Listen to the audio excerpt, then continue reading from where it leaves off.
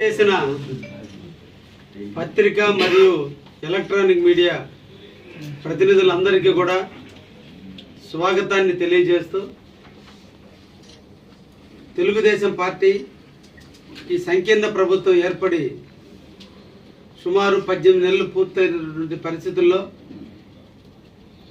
ఎన్నో అభివృద్ధి కార్యక్రమాలను కావల్లో నిర్వహించుకుంటూ ప్రజల్ని చైతన్యపరుచుకుంటూ వ్యవసాయం, పారిశ్రామిక ప్రగతి రెండింటినీ కూడా సమపాలనలో కావలి నియోజకవర్గంలో నడుపుతున్నటువంటి విషయాన్ని మీ అందరికి కూడా తెలియజేస్తూ, ఈ సమావేశంలో ముఖ్యంగా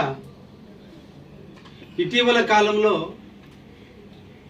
మెడికల్ కాలేజీల ప్రైవేటీకరణ మీద ప్రజల్ని తప్పుదారి పట్టిస్తూ ఆంధ్రప్రదేశ్లో మెడికల్ కాలేజీలు నిర్వీర్యం అయిపోతున్నాయి, రాబోయే కాలంలో ఇబ్బందులు ఎదుర్కోబోతున్నారని ఒక దుష్ప్రచారాన్ని వైసీపీ వాళ్ళు ప్రచారం చేస్తున్నటువంటి తరుణంలో కావలి ప్రజానీకానికి వాస్తవాలు తెలియచేయాలి, వాళ్ళు చేసేటువంటి దుష్ప్రచారాలను తిరిపికొట్టాలి, ప్రజలందరూ కూడా వాస్తవాలు తెలుసుకోవాలి, అది మీ ద్వారానే సాధ్యమవుతుందనే ఉద్దేశంతో ఈ మీడియా సమావేశాన్ని ఏర్పాటు చేస్తున్నాం.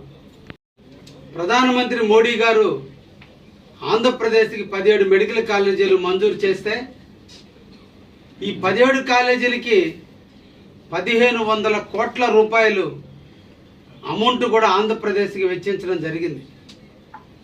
గత ప్రభుత్వం, రాక్షస ప్రభుత్వం టెండర్లు పిలిచారు, కాంట్రాక్టర్లకు వర్కులు ఇచ్చారు, కాంట్రాక్టర్ల దగ్గర కమిషన్లని తీసుకున్నారు. ఎక్కడా కూడా కాలేజీలను పూర్తి చేసి తరగతి గదుల్లో స్టూడెంట్స్కి ఇచ్చినటువంటి దాఖలాలు లేవు. ఒక్కొక్క కాలేజీ ఒక్కొక్క రకమైన స్టేజీల్లో ఉన్నాయి ఈ రోజున. ఈ పరిస్థితుల్లో విధ్వంసమైనటువంటి రాష్ట్రం నుంచి ప్రజలందరినీ కూడా ఆరోగ్యవంతులు చేయాలి, అందరికీ కూడా ఆరోగ్యం అందుబాటులో తీసుకురావాలనేటువంటి ఒక దృఢ సంకల్పంతో ముఖ్యమంత్రి చంద్రబాబు నాయుడు గారు పబ్లిక్ అండ్ ప్రైవేట్ యాజమాన్యం కింద మెడికల్ కాలేజీలను కానీ తీసుకొస్తే మెడికల్ కాలేజీలో వైద్యం అనేది మెరుగైన వైద్యాన్ని అందించడానికి అవకాశం ఉంటుందని ఈ రోజున ప్రైవేటు పబ్లిక్ యాజమాన్యంలో ఈ 17 కాలేజీలు ఇవ్వటం జరిగింది. ఇప్పటికే కేంద్రం, రాష్ట్ర ప్రభుత్వాలు అన్నీ కూడా పబ్లిక్ అండ్ ప్రైవేట్ యాజమాన్యంలో నిర్వహిస్తున్నాయి. కృష్ణపట్నం పోర్టు ప్రభుత్వ ప్రైవేట్ యాజమాన్యంలో నిర్వహిస్తున్నారు. హైదరాబాద్ ఎయిర్పోర్టు జిఎంఆర్ అండ్ ప్రభుత్వమే మెయింటైన్ చేస్తుంది. ఢిల్లీ ఎయిర్పోర్టు, బాంబే ఎయిర్పోర్టు అన్నీ కూడా ఇప్పట్లో ప్రభుత్వ కంట్రోల్లో కంటే ప్రైవేటు కంట్రోల్లో ఉంటే మెయింటెనెన్స్ బాగుంటుందనే ఉద్దేశంతో ప్రభుత్వ కంట్రోల్లో ప్రైవేటు యాజమాన్యం మెయింటైన్ చేసేటట్టుగా ఈరోజు మెడికల్ కాలేజీలు కూడా తీసుకురావడం జరిగింది. ఈ 17 మెడికల్ కాలేజీలు పూర్తయితే అదనంగా ఆంధ్రప్రదేశ్కి మన విద్యార్థులు చదువుకునేదానికి ఒక్కొక్క కాలేజీకి 100 సీట్ల లెక్కన 1700 సీట్లు మెడికల్ సీట్లు పెరగబోతున్నాయి. 8,775 కోట్లు పెట్టి ఈ కాలేజీలు కట్టాల్సిన అవసరం ఉంది. కేంద్రం ఇచ్చింది 1,500 కోట్లు. 7,275 కోట్ల రూపాయలు ఆంధ్రప్రదేశ్ ఇప్పుడున్న పరిస్థితుల్లో ఖర్చు పెట్టుకుంటూ పోతే ఉన్నటువంటి సంక్షేమాలు, ఉన్నటువంటి డెవలప్మెంట్లన్నీ కూడా కుంటుపడే పరిస్థితి ఉంది. కాబట్టి దూరదృష్టితో, ముందు చూపుతో మా ముఖ్యమంత్రి అయినటువంటి చంద్రబాబు నాయుడు గారు ఈ రోజున ప్రైవేటు పబ్లిక్ యాజమాన్యం కింద ఇవ్వటం జరిగింది. రాబోయే 2 సంవత్సరాల్లోనే మెడికల్ కాలేజీలు అన్నీ కూడా పూర్తవుతాయి. మెడికల్ కాలేజీలో అధునాతన సాంకేతిక టెక్నాలజీతో హాస్పిటల్ అన్నీ కూడా ప్రారంభమవుతాయి. ఎక్కడికక్కడ పేద, బడుగు, బలహీన వర్గాల పేదలందరూ కూడా హాస్పిటల్లో ఉచితంగా వైద్యాన్ని తీసుకునేదానికి అవకాశం ఉంది. ఈరోజు నెల్లూరులో ప్రైవేటు మెడికల్ కాలేజ్ ఉంది, గవర్నమెంట్ మెడికల్ కాలేజీ ఉంది.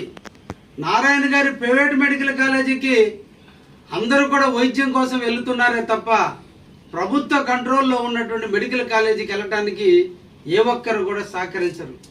కారణం జీవితంలో అన్నిటికంటే జీవితం అనేది చాలా ముఖ్యం, ప్రాణం అనేది చాలా ముఖ్యం.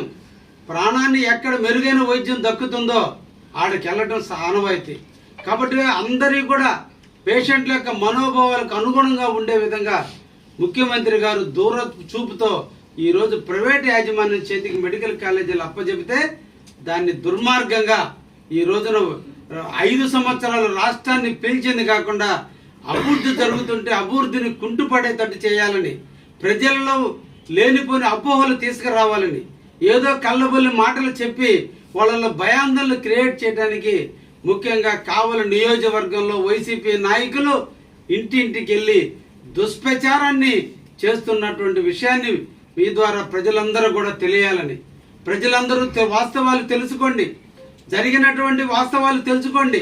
వైసీపీ హయాంలో శాంక్షన్ అయినటువంటి మెడికల్ కాలేజీలు ఏమైనట్టు, ఆ మెడికల్ కాలేజీలు ఎక్కడ ఉండో ఎక్కడ ప్రారంభమైనట్టు, నిరుపయోగమైన మెడికల్ కాలేజీలను ఈరోజు ట్రాక్ మీద తెచ్చిన వ్యక్తి చంద్రబాబు నాయుడు గారు. ఈరోజు ప్రజలకి అవసర సౌకర్యాలు కల్పించే విధంగా తొందరలో పూర్తి చేస్తున్నటువంటి వ్యక్తి చంద్రబాబు నాయుడు గారు. కాబట్టి ప్రజలందరూ కూడా వాస్తవాన్ని గ్రహించాలని మీ ద్వారా తెలియజేస్తూ, వైసీపీ వాళ్ళకి ప్రజల్లో ఉనికిని కోల్పోయారు. ముఖ్యంగా కావలి మాజీ ఎమ్మెల్యే ప్రతాప్ కుమార్ రెడ్డి తనను ప్రజలు మర్చిపోయారు. తను చేసిన అరాచకాలు, తను అమ్ముకున్న గంజాయి, తాను దోచుకున్న ఆస్తులు ఇవన్నీ ప్రజలు గుర్తించుకొని తను వస్తుంటే పక్కకి వెళ్ళిపోయే పరిస్థితి వస్తుందని ఈ రోజున దానికి విరుగుడుగా మెడికల్ కాలేజీల పేరుతో ఈరోజు ప్రజల్లోకి వెళ్ళి ప్రశాంతంగా జీవించేటువంటి ప్రజల్లో ఈరోజు ఆందోళన తెచ్చే విధంగా ప్రవర్తించడం ఇది మంచి పద్ధతి కాదనే విషయాన్ని కూడా తెలియజేస్తున్నా.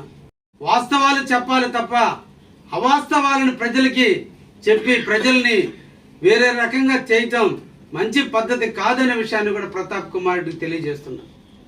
ఈ సందర్భంగా ఇంకొక విషయాన్ని, అసలు ప్రధానమైనటువంటి అంశాన్ని మీ అందరి దృష్టికి తీసుకురావాలి. కావలి నియోజకవర్గంలో 2023 డిసెంబర్ నెలలో ఇండో సోలార్ కంపెనీకి ఆనిమడుగు సర్వాయిపాలెం ల్యాండ్ని ప్రతాప్ కుమార్ రెడ్డి ఎమ్మెల్యేగా ఉన్న టైంలో ఆ రెండు కూడా ఇండోసాల్కి దారాదత్తం చేయడం జరిగింది. ఎలక్షన్స్ ముందే రైతాంగానికి నోటీసులన్నీ కూడా ఇవ్వటం కూడా జరిగింది. ఎలక్షన్ అప్పుడు ప్రజలందరూ కూడా మా దృష్టికి తీసుకురావడం జరిగింది. ఈ రోజున అభివృద్ధి ప్రదాత అయినటువంటి చంద్రబాబు నాయకత్వంలో ఈరోజు ఇండో సోలార్ కంపెనీ వస్తే పొల్యూషన్ ఎక్కువగా ఉంటుందని దాన్ని కరేడు వైపుకి తరలించి ఈ రోజున మన కావలి నియోజకవర్గానికి బీపీసీఎల్ ఇండస్ట్రీని తీసుకొస్తుంటే 3 రోజుల కిందట ప్రతాప్ కుమార్ రెడ్డి ఒక ప్రెస్ మీట్ పెట్టాడు. మీరందరూ కూడా అటెండ్ అయి ఉంటాడు. ఎలా 10 సంవత్సరాలు ఎమ్మెల్యేగా పనిచేశాడో నాకు అర్థం కాలేదు అతని గురించి. అతను చదువుకున్నాడా, లేదా నేను మెంటల్ ఎక్కిందా, లేదంటే ఆరోగ్యమైన క్షీణించిందా, లేదంటే 10 సంవత్సరాలు దోచుకున్నది పోతుందని బాధతో డిప్రెషన్లో ఉన్నాడా తెలియకుండా ఈరోజు అతను మాట్లాడుతుంటే నాకు అనిపించింది, అతను కానీ వస్తే ఏదన్నా ఒక ప్రభుత్వ హాస్పిటల్కి తీసుకుపోయి ట్రీట్మెంట్ ఇప్పిద్దామని నాకు అనిపిస్తుంది. అతని స్థాయి చూస్తే చాలా జాలిగా ఉంది. అతని స్థాయి చూస్తుంటే చాలా జాలిగా ఉంది. ఈ రోజుకి చెన్నైపాలెం గ్రామంలో 1 ఎకరా కూడా ప్రభుత్వం ఇంకా భూమే తీసుకోలేదు, ఇంకా అక్కడ ఇండస్ట్రీలే కట్టలేదు. మా ఓడికి మాత్రం ఇండస్ట్రీలు కట్టినట్టే కల వచ్చినట్టుంది, అక్కడున్న పొలాలన్నీ తీసుకున్నట్టే కల వచ్చినట్టుంది, అక్కడ ఉన్నటువంటి వాళ్ళకి ఉద్యోగాలు ఇవ్వలేదనేటువంటి బాధ కూడా కళ్ళలోకి వచ్చి ఆ కళను నిజం చేద్దామని పాపం రోడ్డుకి ఈరోజు దొల్లాడుతున్నాడు. నాకు ఎందుకో అనిపిస్తుంది ఇతనికి వెంటనే వైజాగ్కి తరలిస్తే కావలి బాగుంటుందేమోనని అటువంటి ఆలోచన నాలో వస్తుందని ఈ సందర్భంగా తెలియజేస్తున్నా. 10 ఎమ్మెల్యేని ఇటువంటి వ్యక్తిగా ప్రజలు ఓట్లేసింది అని ఈరోజు ఆ చెన్నైపాలెం వాళ్ళు నవ్వుకుంటుంటే ఎమ్మెల్యేగా నాకు కూడా చాలా బాధేస్తుంది.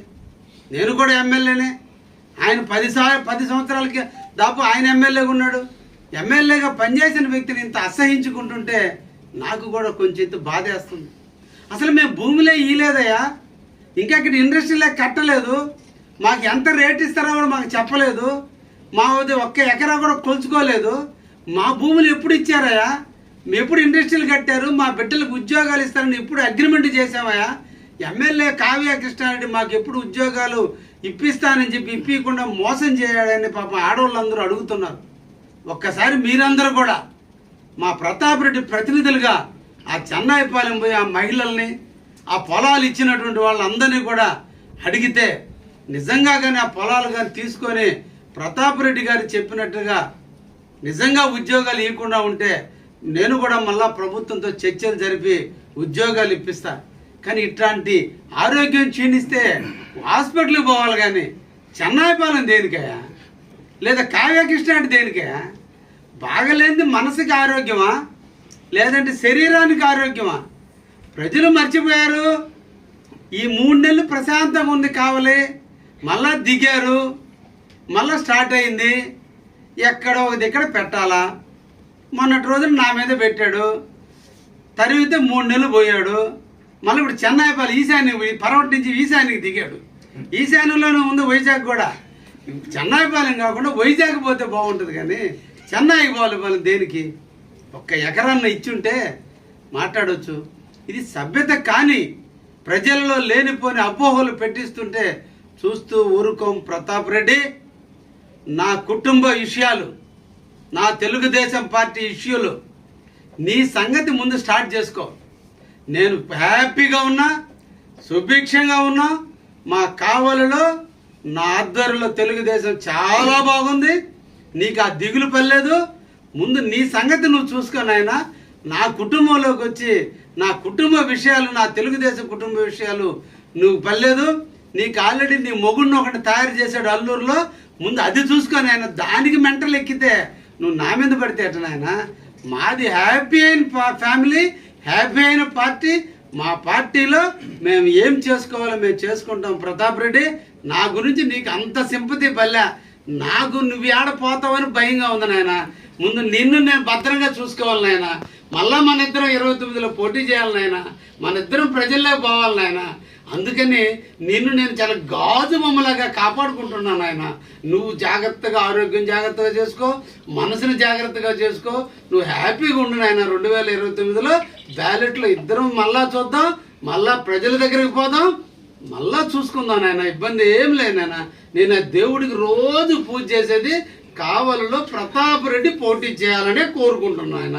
నాకు ఏకైక లక్ష్యం మా రాఘవేంద్ర స్వామిని కోరుకునేది ప్రతాప్ రెడ్డి సుభిక్షంగా, ఆరోగ్యంగా, మానసికంగా ఎక్కడ ఏ ఇబ్బందులు లేకుండా 2029కి నాతో తలపడడానికి అన్ని ఆయురారోగ్యాలు ఆయనకి ఈమె నా దేవుణ్ణి కోరుకుంటున్నాను ఆయన.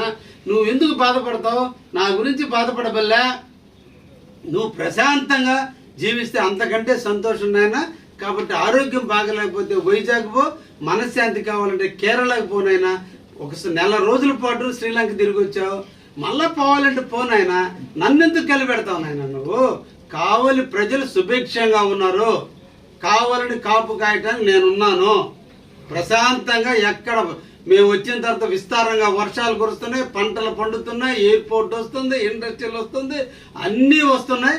ఎక్కడ ప్రజలకి ఏ రకమైన అసౌకర్యం జరగకుండా చూసుకునేదానికి నేనున్నాను నాయన. ప్రజలు ఓటు నాకేశారు, గెలిపించారు. నేను వాళ్ళకి జవాబుదారీగా పనిచేయడానికి సిద్ధంగా ఉన్నా. నీకు రెస్ట్ ఇచ్చారు కాబట్టి నువ్వు శ్రీలంకకు పోతావా, వైజాగ్కి పోతావా, ఎక్కడికి పోతావు పోయి నువ్వు నా గురించి కొంచెం ఆపితే బాగుంటుందని కూడా మన ప్రతాప్ కుమార్ రెడ్డికి తెలియజేస్తూ, ఈ కావలి ప్రశాంతంగా ఉంచేదానికి ఆ గంజాయి వ్యాపారస్తులు కొంచెం కంట్రోల్ చేయను ఆయన. ఇప్పటికే మేము కట్టి పట్టి చేస్తున్నా, ఇంకొక బొక్కలో నుంచి కూడా తెస్తున్నాను నాయన. నీ పక్కన లెఫ్ట్ రైట్లు అయ్యి ఆపు నాయన. ఇళ్లలో ఆడవాళ్ళు ఉసురు తగులుతుంది నాయన మనకి. అది వదిలేసి మీరు ఇక్కడ రైతుల పూట కళల్లో కనిపించినటువంటి మిద్దెలు మేడలు చూసి ఇండస్ట్రీలు కట్టే కళ కనొద్దు నాయన. ఈ సందర్భంగా ప్రతాప్ రెడ్డికి తెలియజేస్తూ ఇంకొకసారి ఇటువంటి అబద్ధపు మాటలు, అసందర్భపు మాటలు మాట్లాడొద్దని సవినయంగా వారికి కూడా తెలియజేస్తూ ఈ ప్రెస్ మీట్ ముగిస్తున్నా.